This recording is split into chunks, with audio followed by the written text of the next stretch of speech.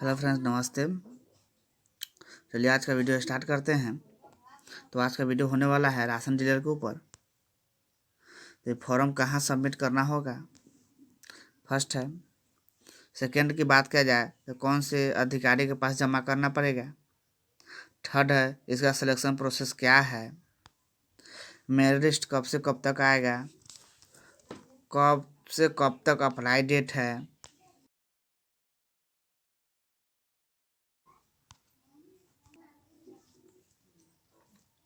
कितना सैलरी मिलता है, कौन कौन से डॉक्यूमेंट देना पड़ता है, कहाँ के लिए अप्लाई होगा, एज लिमिट क्या है, ऑनलाइन या ऑफलाइन है, कौन कौन से मेल या फीमेल भर सकते हैं। तो इस सारी बातों के रिगार्डिंग आज हम बात करने वाले हैं। तो कृपया हमारे इस वीडियो को बिना स्किप किए देखिएगा। स्किप कीजिएगा तो समझ नहीं पाइएगा। अगर समझ में आए वीडियो तो हमारे इस चैनल को लाइक, शेयर एवं सब्सक्राइब जरूर करिएगा। साथ ही बेल आइकन को जरूर दबाइएगा, जिससे इस तरह का वीडियो जैसे ही हम अपलोड करें तो सबसे पहले आप तक पहुंच पाए। तो चलिए आज का वीडियो स्टार्ट करते हैं।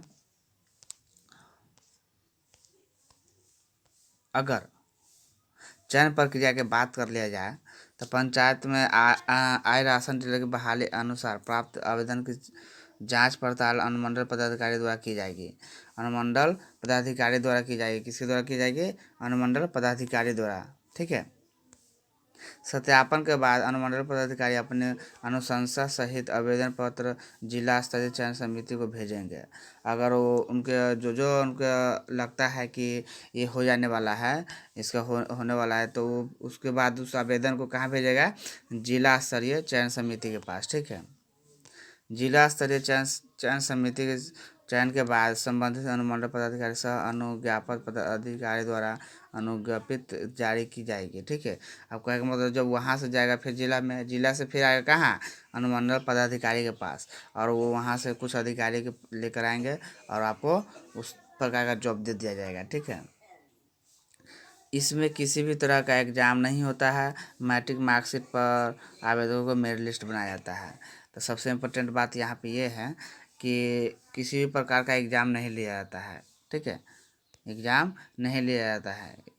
उसके बाद आपको मैट्रिक में जितना मार्कशीट है उसी के हिसाब से आपको मेरिट लिस्ट बनाया जाएगा और आपको जॉब दिया जाएगा। ठीक है। उसके बाद सबसे ज़्यादा मैट्रिक में मार्क्स रखने वाले व्यक्ति को राशन कार्ड डीलर का लाइसेंस जारी कर दिया जाएगा। जितना मार्क्स ज़्यादा होगा आपको मैट्रिक में, उसी हिसाब से आपको राशन डीलर का जो लाइसेंस है आपको दिया जाएगा। ठीक है। अगर वही हम बात कर लिया जाए किन लोगों को प्राथमिकता दी जाएगी, तो ज़्यादा प्राथमिकता उसी व्यक्ति को दिया जाएगा जो स्वयं सहायता समूह का व्यक्ति हो, महिलाओं की सहयोगी समितियाँ हो, पूर्व सैनिक सहयोगी समितियाँ हो, शिक्षित बेरोजगार हो। ठीक है। जो पढ़ लिख के बेरोजगार है उनको भी दी जाएगी। संबंधित पंचायत अथवा वार्ड नंबर क्षेत्र के निवासी को प्राथमिकता दी जाएगी। ठीक है।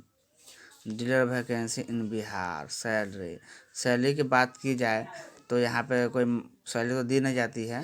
राशन डीलर के पास वेतन नहीं, उसके केवल कमीशन मिलता है। ठीक है। आपको हम जहाँ तक बता सकते हैं कि उनको सैलरी नहीं दी जाती है, उनको कमीशन दी जाती है। क्या दी जाती है? कमीशन। राशन डीलर को 75 से 80 पैसे प्रति किलो दर की कमीशन दी जाती है।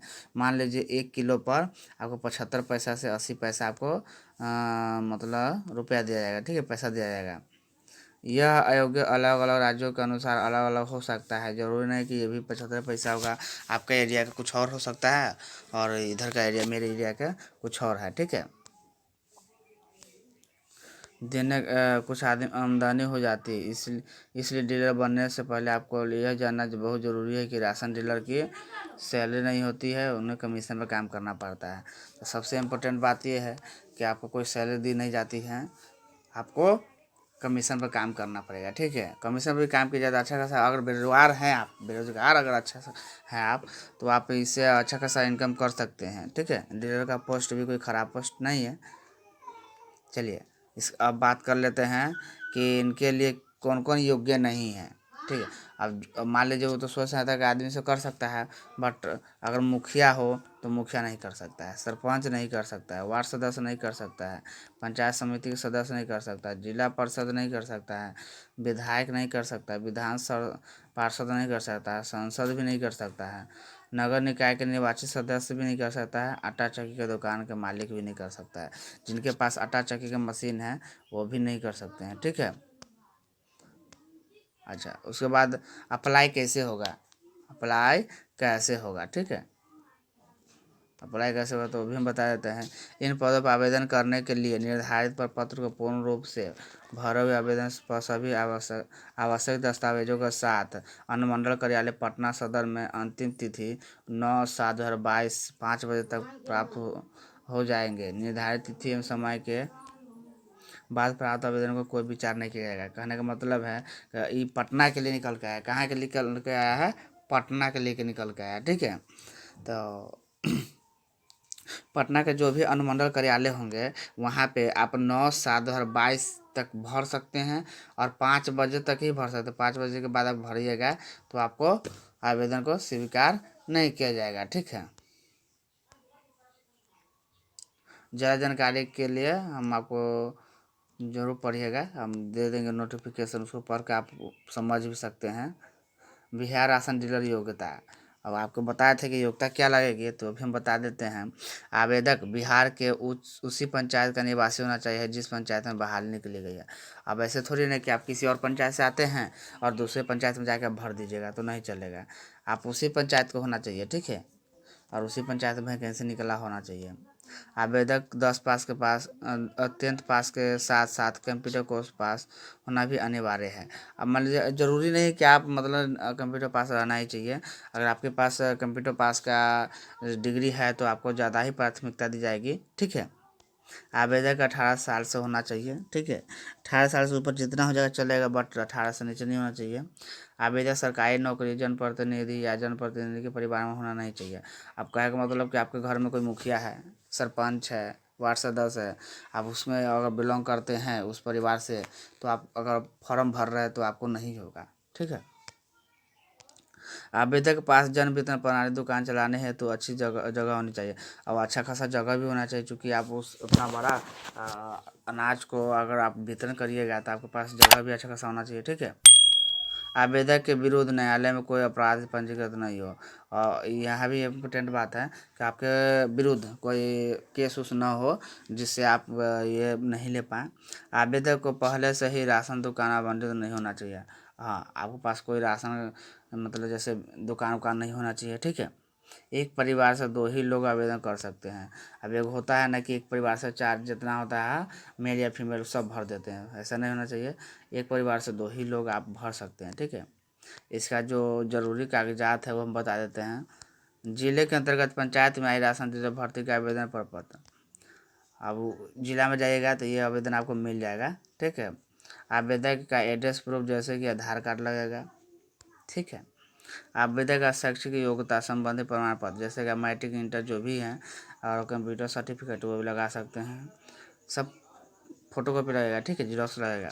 आवेदक का निवास प्रमाण पत्र लगेगा। आवेदक का आय प्रमाण पत्र लगेगा। आवेदक का आचरण प्रमाण पत्र, आचरण भी बनवाइए लीजिएगा। ठीक है। आवेदक का जाति प्रमाण पत्र लगेगा। आवेदक विकलांग हो तो विकलांग प्रमाण पत्र लगेगा। विकलांग है तो, और नहीं है तो कोई दिक्कत नहीं है। बिहार राशन कार्ड डीलर है क्या, आप मतलब देख लीजिएगा, डिस्क्रिप्शन दे देंगे। उतना वीडियो लंबा हो सकता है ज़्यादा देर मतलब बताने से।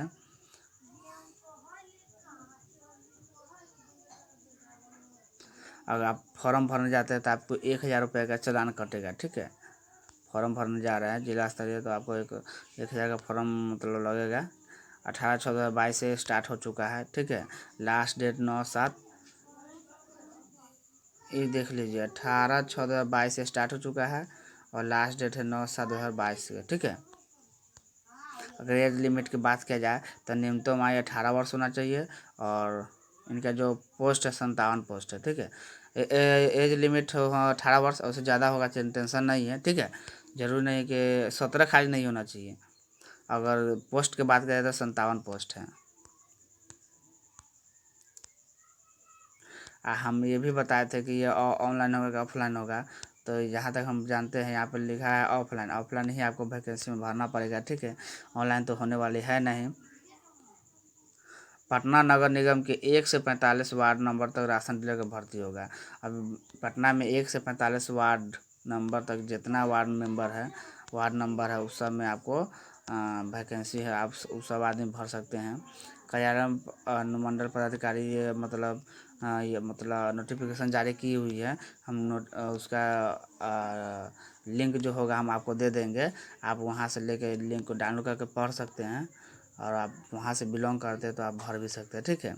आयु की बात करें तो यहाँ पे जो हमने तो कुछ बता ही दिया है, ठीक है। कौन कौन से आदमी नहीं भरेंगे वो भी बता दिए हैं, और कौन कौन से आदमी भरेंगे वो भी बता ही दिए हैं, ठीक है। वीडियो ज़्यादा लंबा हो जाएगा। यहाँ पर ये भी बताया गया कि पटना निगम मतलब कौन वार्ड में है, ठीक है, उस कहाँ के है कि, ठीक है, कौन कौन से आदमी भर सकते हैं, क्योंकि SC ST जनरल जो भी है वो भर सकते हैं। ये लिंक हम दे देंगे, ज़्यादा घबराने की ज़रूरी नहीं है, और आप वहाँ से जाके पढ़ भी सकते हैं, ठीक है। तो चलिए फ्रेंड्स, वीडियो समझ में आए होगी तो हमारे चैनल को सब्सक्राइब जरूर कीजिएगा, ताकि हम इस प्रकार के वीडियो को हम आप लोगों के पास पहुंचाएं, और आप लोग बेरोजगार हैं तो रोजगार का कुछ स्रोत हो, ठीक है। चलिए फ्रेंड्स, आज की वीडियो इतना ही काफ़ी है। बाय, धन्यवाद।